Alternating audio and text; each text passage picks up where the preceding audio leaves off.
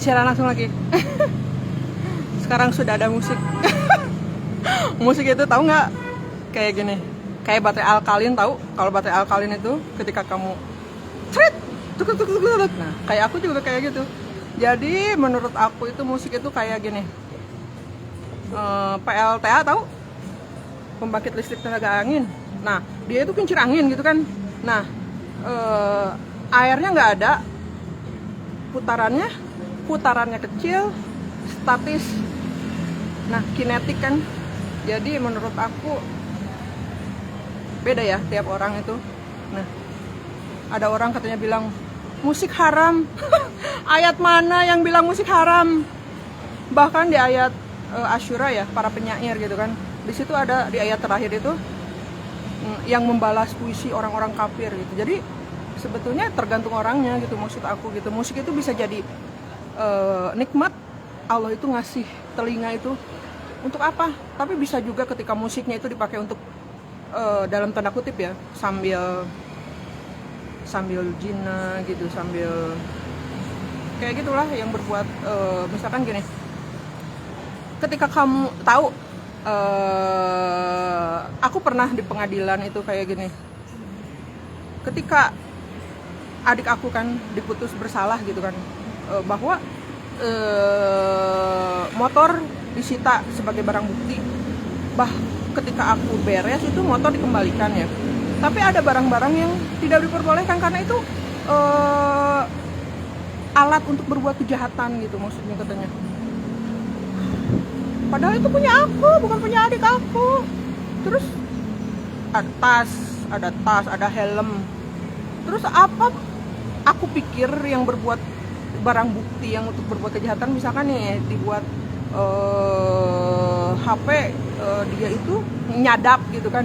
Nah, atau gelas dipakai untuk ngeracuni gitu. Nah, si gelas ini tuh barang bukti yang memang ini bahaya gitu, harus dihancurkan. Sementara ketika itu punya aku gitu. Tapi kan itu balik lagi ya ke itu pengadilan di dunia ya. Walaupun aku nggak setuju, tas aku loh gitu. Aku marah sama adik aku gara-gara tas aku kayaknya pengen ngegugat.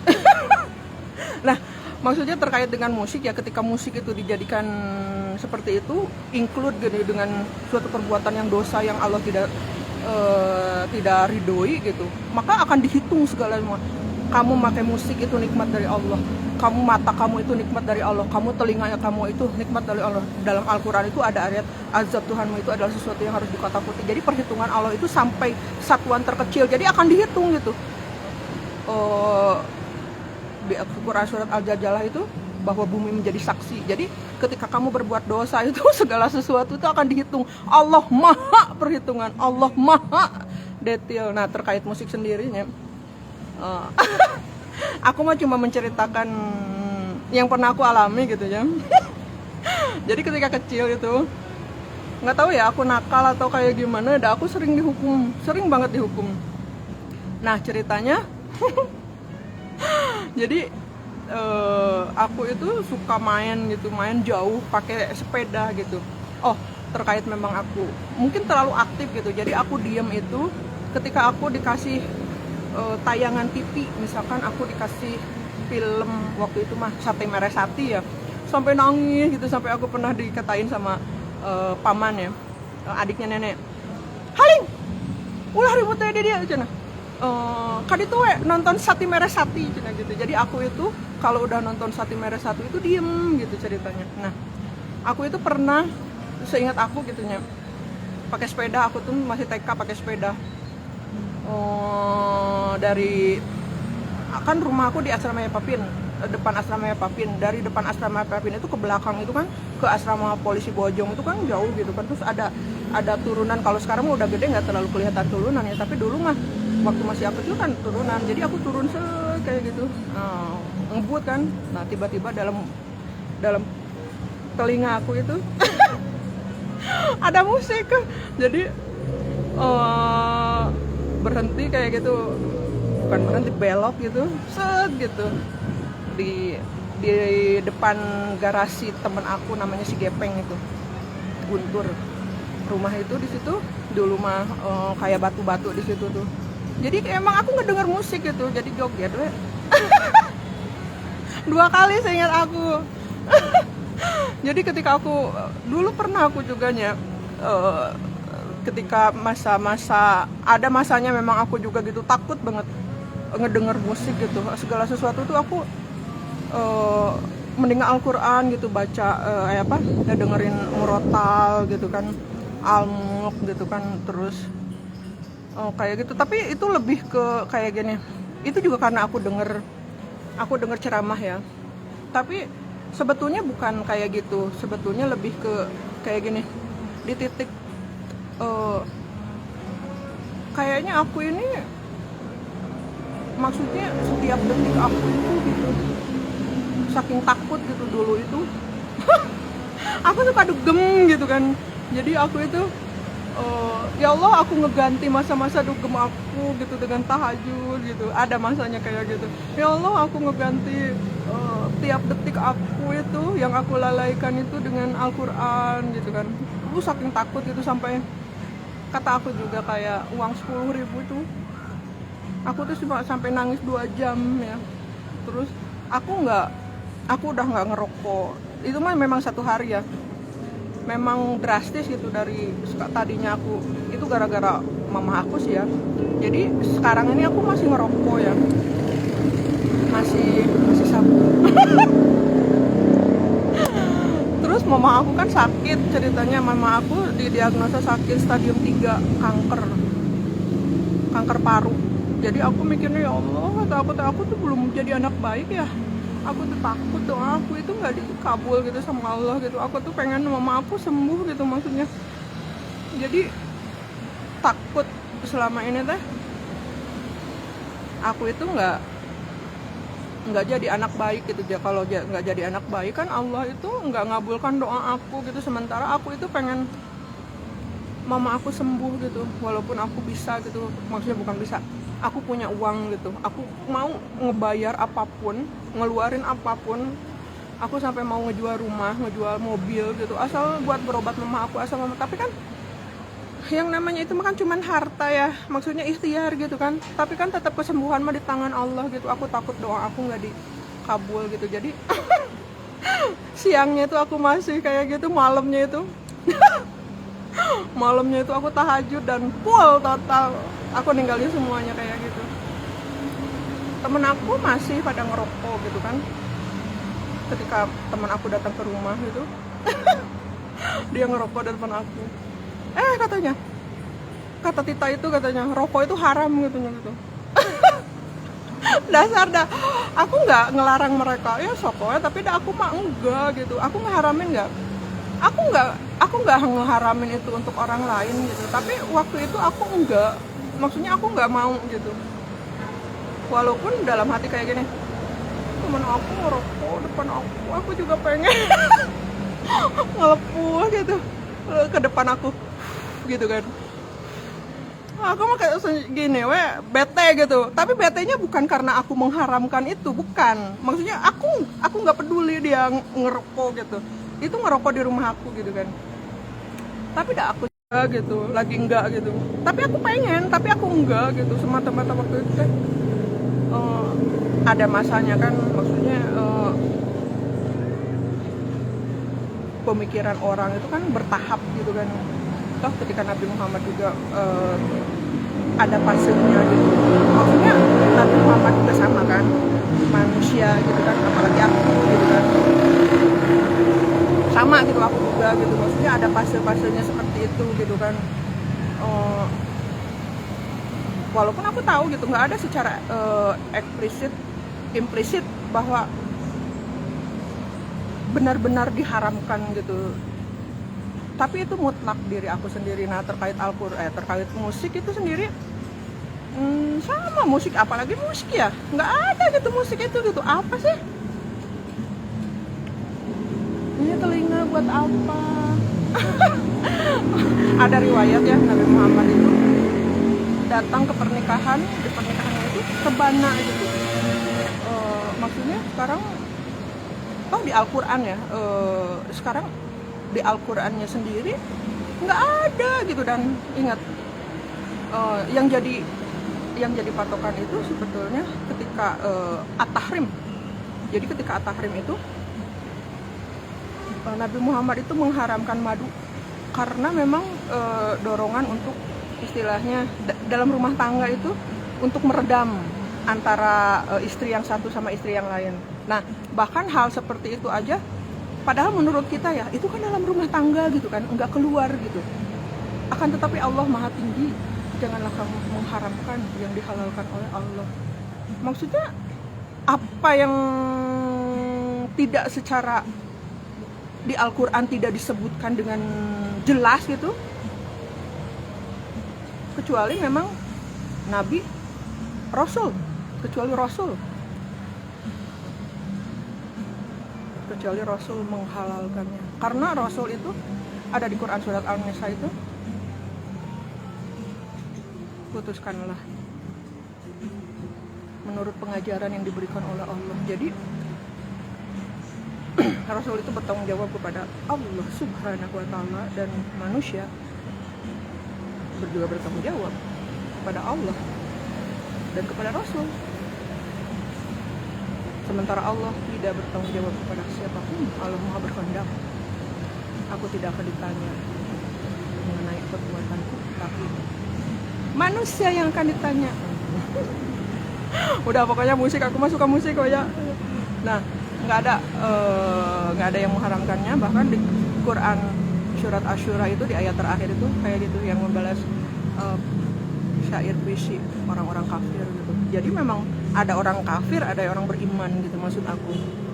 Nah, sebenarnya aku ngebuka kayak gini juga karena ingat barusan aku video call, dan video call itu aku sama dua ya video call, ada video call yang lagi kerja, dia di depannya itu ada mobil dinas. Aku jadi ingat ya ketika kemarin itu aku video call sama BPSN tuh, katanya, apakah Anda tidak dikasih motor dinas? Kata aku, Anda ke kantor katanya pakai apa? Kalau untuk aku, kalau untuk saya itu ke kantor ada motor pribadi, saya pakai mobil waktu itu gitu maksudnya.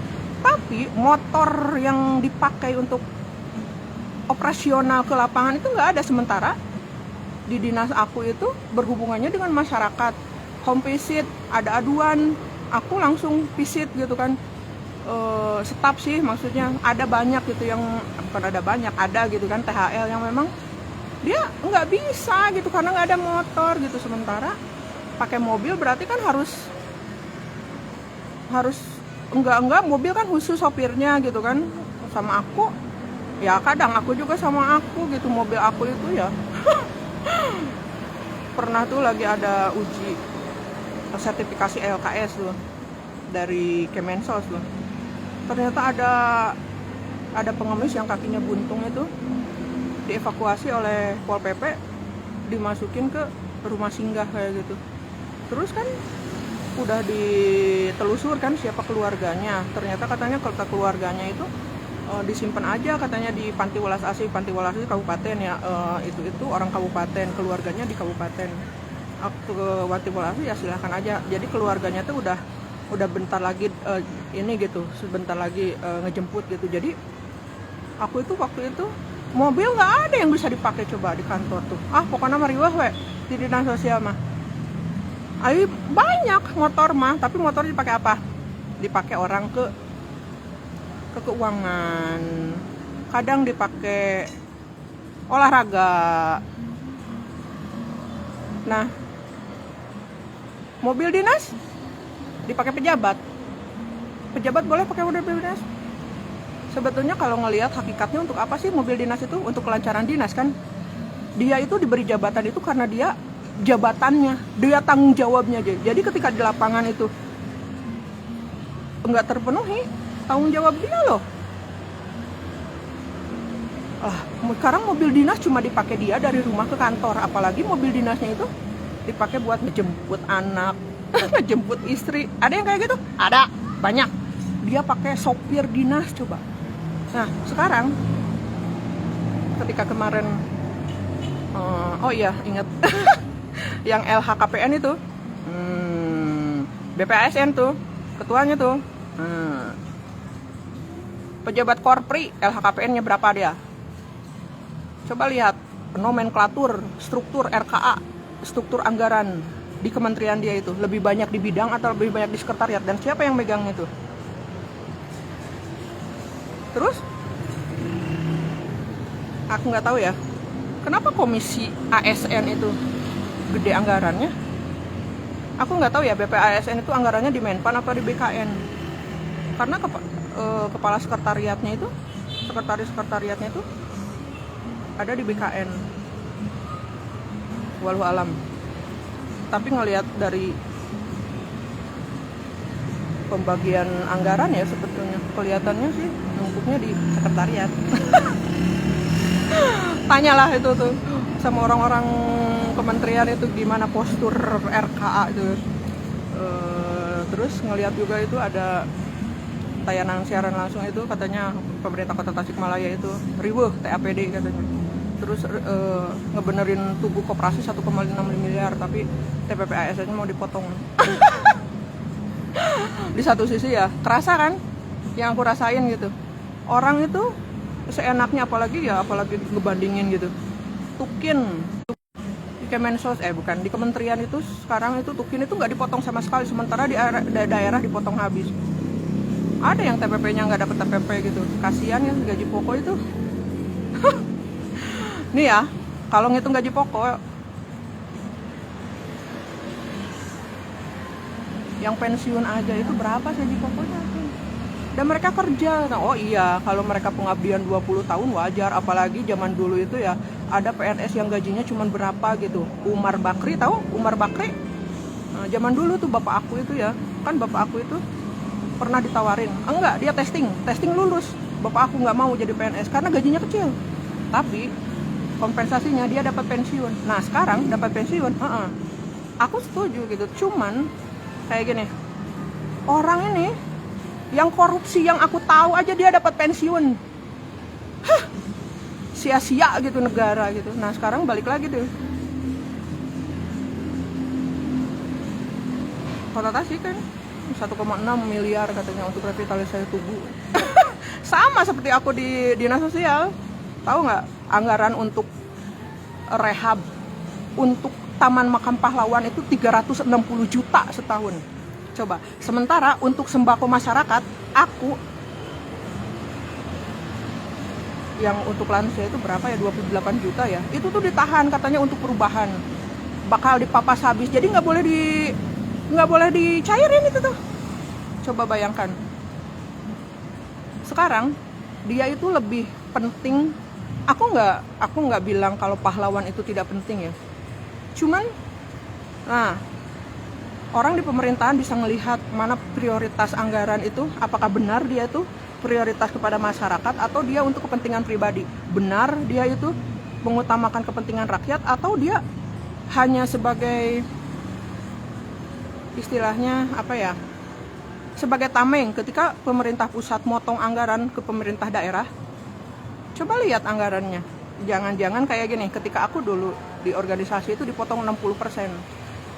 Ada bahasa lauk buruk milu mijah. Jadi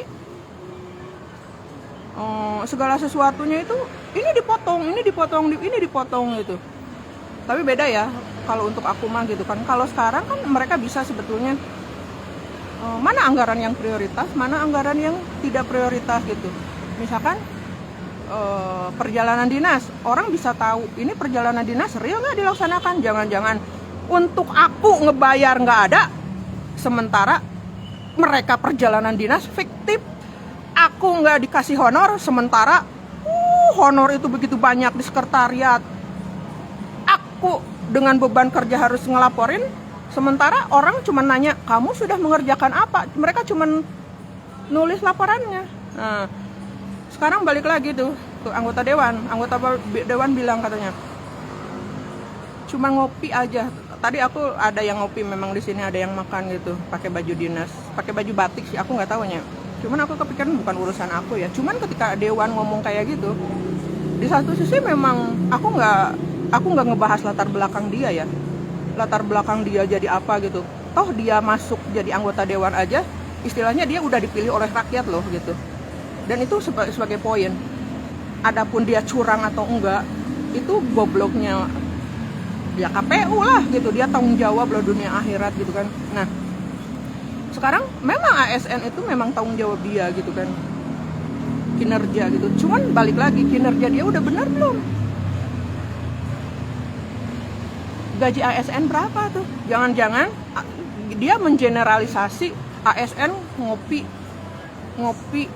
ngabsen ngopi. Emang ada, tapi ada juga yang kerja bener-bener gitu. Maksudnya mereka itu kadang malam, misalkan kayak gini, SIPD dibuka jam 7 harus input RKA sampai jam 12 gitu. Jadi kenapa nggak siang tuh? Katanya biar sepi katanya gitu. Nah orang kan kadang ngantuk, dan itu bukan nih, waktu aku di perpustakaan tahun 2014 aku pernah ngedampingi yang THL, yang inputnya sama THL, tapi aku dampingi, dan itu pure bener-bener seminggu itu nginput. Itu ruangannya kalau di Setda itu di ruang rapat di aula di sebelahnya itu seminggu. Jadi jam 7 sampai jam 12, jam 7 sampai jam 12, jam 7 sampai jam 12. Orang keuangan itu bahkan stafnya aja TPP-nya beda. Sementara aku di dinas enggak. Terus bilangnya, dan mereka itu beban kerjanya tinggi. TAPD. Sekarang TAPD apa fungsinya? Sementara aku tataran SPM aja lihat anggarannya berapa. Asetnya diperhatiin nggak? Anggarannya diperhatiin nggak? SDM-nya diperhatiin nggak? SDM dari siapa? SDM dari siapa coba? SDM, BKP SDM. Apa fungsi BKP SDM? Jadi jangan ngomong yang kerja itu banyak. Oh iya, yang kerja itu banyak. Tapi kerjaannya seperti apa? Sama seperti Ibu bilang, yang kerja itu jutaan. Iya, PNS Pemda itu kerja loh Bu. Tukinnya kayak gimana? Sesuainya. Sementara ketika pusat itu gagal, yang kena imbas itu pemerintah daerah. Sama seperti aku di dinas teknis, aku ngampu kemiskinan. Istilahnya aku itu kan